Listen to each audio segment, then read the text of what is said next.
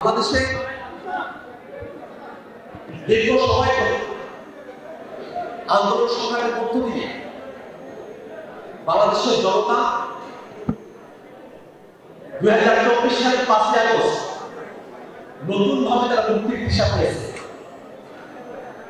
বর্তমানে বাংলাদেশে গণতান্ত্রিক উত্তরণের পথ ধরে যাচ্ছে। এই গণতান্ত্রিক উত্তরণের পথে বাংলাদেশের শাসন কাঠামো, বাংলাদেশের বিচার কাঠামো, বাংলাদেশের পুলিশ প্রশাসন থেকে শুরু করে নিয়ে প্রত্যেকটা জায়গায় আমূল সংস্কার দরকার বলে আমরা মনে করি। সে জায়গায় সরকারের তরফ থেকে সংস্কারের যে উদ্যোগগুলো গ্রহণ করা হয়েছে, সে উদ্যোগগুলোর সঙ্গে আমরা আমাদের সংহতি ব্যক্ত করেছি। বাংলাদেশে যে গণহত্যা সংঘটিত হয়েছে, সে গণহত্যার বিচার বর্তমানে সব থেকে কাঙ্ক্ষিত বিষয়। যদি গণহত্যার বিচার করা না হয়, তাহলে সময়ে সময়ে স্বৈরাচার ফ্যাসিবাদী যারা আছে, ভবিষ্যতেও তারা বাংলাদেশের রাষ্ট্র ক্ষমতাকে দখল করে এদেশের বুকে আরেকবার তারা গণহত্যা, খুন খারাপি, রাহাজানি চাপিয়ে দেওয়ার মতো সুযোগ তারা পেয়ে যাবে। অর্থাৎ বাংলাদেশকে যদি নিরাপদ করতে হয়, তাহলে অবশ্যই 24-এর আন্দোলনে যারা গণহত্যা চালিয়েছে, সে আওয়ামী লীগ এবং তাদের দোষর ব্যক্তি হিসেবে এবং দল হিসেবে তাদের বিচার নিশ্চিত করতে হবে। আমরা বিশ্বাস করি বর্তমানে বাংলাদেশ যে সংবিধানের মধ্য দিয়ে পরিচালিত হচ্ছে, সেই সংবিধান বাংলাদেশের মানুষের আকাঙ্ক্ষাকে ধারণ করতে ব্যর্থ হয়েছে। এই দেশের মানুষের অর্থনৈতিক অধিকারের স্বীকৃতি এই সংবিধান দিতে ব্যর্থ হয়েছে। এই সংবিধানের 1/3 পরবর্তী কোনো সংসদ এসে সংশোধন করতে পারবে না এমন বিধানের সংবিধানে যুক্ত করা হয়েছে। এই সংবিধানে রাষ্ট্রের যে 3টি অর্গান রয়েছে, এই 3টি অঙ্গের মধ্যে ক্ষমতার ভারসাম্য নিশ্চিত করা হয় নাই। প্রধানমন্ত্রীকে এমনভাবে ক্ষমতায়ন করা হয়েছে, যার ভিতর দিয়ে সাংবিধানিক প্রক্রিয়াতে একজন প্রধানমন্ত্রী এই দেশে স্বৈরাচারী হয়ে ওঠার সুযোগটা পায়। সে জায়গায় আমরা মনে করি বাংলাদেশের বর্তমান প্রেক্ষাপটে একটি নতুন সংবিধানের বাস্তবতা রয়েছে, এবং নতুন সংবিধান যদি আমাদের করতে হয়, তাহলে অবশ্যই গণপরিষদ নির্বাচনের মধ্য দিয়ে আমাদের নতুন সংবিধান পেতে হবে। এই কারণে আমরা সরকারের কাছে দাবি জানিয়েছি যে সামনের যে নির্বাচন হবে, সে নির্বাচনটি একটি গণপরিষদ নির্বাচন হতে হবে, এবং সেই গণপরিষদ নির্বাচিত প্রতিনিধিরা তারা বাংলাদেশকে একটি নতুন সংবিধান উপহার দিবে, এবং একই সাথে তারা সংসদ সদস্যের যে ভূমিকা, সেই ভূমিকাও তারা পালন করবে। অতএব সংসদ নির্বাচন এবং গণপরিষদ নির্বাচনকে মুখোমুখি দাঁড় করাবার কোনো যৌক্তিক কারণ নেই। গণপরিষদ নির্বাচিত প্রতিনিধিরাই সংবিধান প্রণয়ন এবং সংসদ সদস্যের কাজ একসঙ্গে তারা যৌথভাবে তারা সম্পূর্ণ করতে পারবেন। আমরা আজকে রংপুরের মানুষের এখানে একত্রিত হয়েছি। দীর্ঘ সময় ধরে আমাদের রংপুর অঞ্চলের মানুষেরা বৈষম্যর শিকার হয়ে আসছে, অবহেলিত হয়ে আসছে। এখনো পর্যন্ত রংপুরের মানুষেরা বাংলাদেশের যে সেন্ট্রালাইজড গ্যাস সেবা, সেই গ্যাস সেবার আওতাভুক্ত হতে পারে নাই। রংপুরের মানুষেরা রংপুর থেকে ঢাকায় যাতায়াতের ক্ষেত্রে যখন রেলপথে তাদেরকে যাতায়াত করতে হয়, তখন দীর্ঘ পথ ঘুরে তারপরে তাদেরকে ঢাকায় পৌঁছাতে হয়। আমরা রংপুরবাসী দাবি জানাই, অন্তর্বর্তীকালীন সরকার যেন সিরাজগঞ্জ থেকে বগুড়া পর্যন্ত টানা রেল লাইনের ব্যবস্থাপনা করে দিয়ে আমাদের রংপুর অঞ্চলের মানুষের যাতায়াতের যে সুবিধা, সেটাকে আরো সুপ্রসন্ন করে।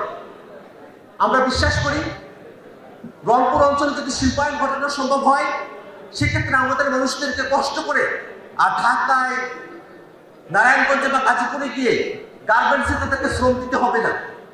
আমাদের রংপুর অঞ্চলের মানুষ, তারা শ্রমঘন মানুষ, তাদের জন্য যদি এখানে ইকোনমিক জোন করা যায়, তাহলে রংপুর অঞ্চলের মানুষের ভাগ্যের উন্নয়ন করা সম্ভব। রংপুর সিটি কর্পোরেশনকে গত বছর 1 পয়সা বাজেটও দেওয়া হয় নাই। রংপুরের 8টা জেলাকে উন্নয়ন বরাদ্দের মাত্র 1% বরাদ্দ করা হয়। অথচ যদি প্রত্যেকটা জেলাকেও 1% বরাদ্দ করা হতো, তাহলে উন্নয়ন বাজেটের অন্তত পক্ষে 8% রংপুরের 8টা জেলা পেত।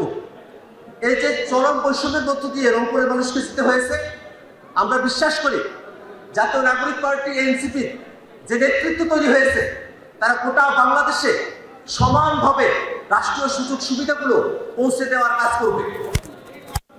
আমরা দেখি বিচারের জন্য আমাদেরকে ঢাকায় যেতে হয়। জজ কোর্টের কার্যক্রম শেষ হলেই হাইকোর্টের রায় পেতে ঢাকায় যাওয়ার যে কষ্ট, সে কষ্ট থেকে আমাদের মুক্তি দরকার। এই কারণে আমরা দাবি জানিয়েছি অন্তর্বর্তীকালীন সরকার যেন বিভাগীয় সহগুলোতেও হাইকোর্টের সেবা তারা স্থানান্তর করে।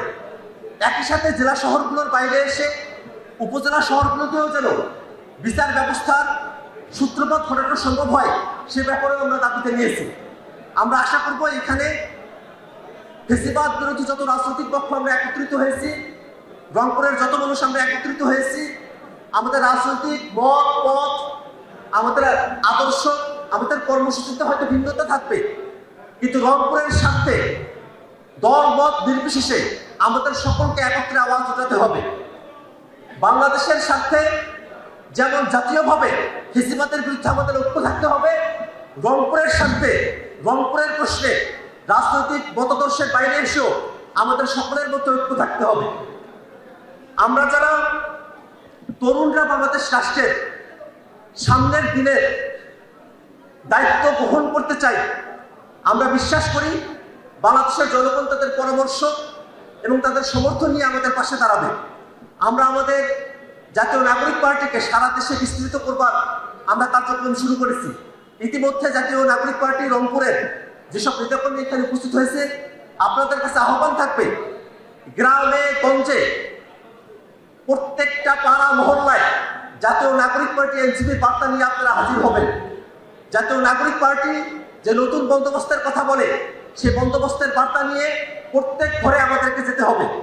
আমরা বিশ্বাস করি জনগণের সঙ্গে আমাদের যদি সম্পর্ক আমরা আরো অটুট করতে পারি, তাহলে বাংলাদেশের ভাগ্যকে আমরা বিনির্মাণ করতে সমর্থ হব। বাংলাদেশকে গড়তে হলে এদেশের স্বাস্থ্যকে স্বনির্ভর হতে হবে, শিক্ষাকে স্বনির্ভর হতে হবে, শিল্পকে স্বনির্ভর হতে হবে। এদেশের প্রত্যেকটা সেক্টরকে আমরা যদি স্বনির্ভর করে গড়ে তুলতে পারি, তাহলেই বাংলাদেশের মানুষের প্রকৃত যে মুক্তি, সে মুক্তি অর্জন করা সম্ভব।